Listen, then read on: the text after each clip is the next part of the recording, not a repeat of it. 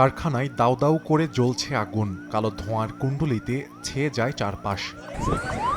অর্ডারের চাপ বেশি থাকায় ছুটির দিন শুক্রবারও চট্টগ্রামের কর্ণফুলী ইপিজেডে খোলা ছিল জান্ট অ্যাক্সেসরিজ লিমিটেড নামে একটি জুতায় ব্যবহৃত ফোম তৈরির কারখানা। কর্তৃপক্ষ জানায় দুপুর 2:45টার দিকে কারখানার নিচতলার একটি অংশে আগুন লাগে। কেমিক্যাল থাকায় দ্রুত ছড়িয়ে পড়ে আগুন।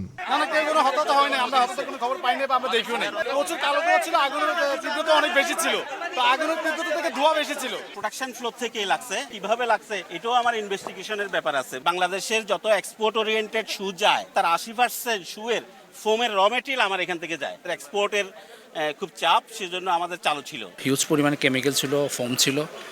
আমাদের রিসানলের শিপমেন্ট, অনেক বড় বড় শিপমেন্ট চলতেছে, সব শিপমেন্ট সব কিছু শেষ। খবর পেয়ে আগুন নিয়ন্ত্রণে কাজ শুরু করে ফায়ার সার্ভিসের 7টি ইউনিট, যোগ দেয় নৌবাহিনীও। 15টি ইউনিটের প্রায় 2 ঘন্টার চেষ্টায় নিয়ন্ত্রণে আসে আগুন।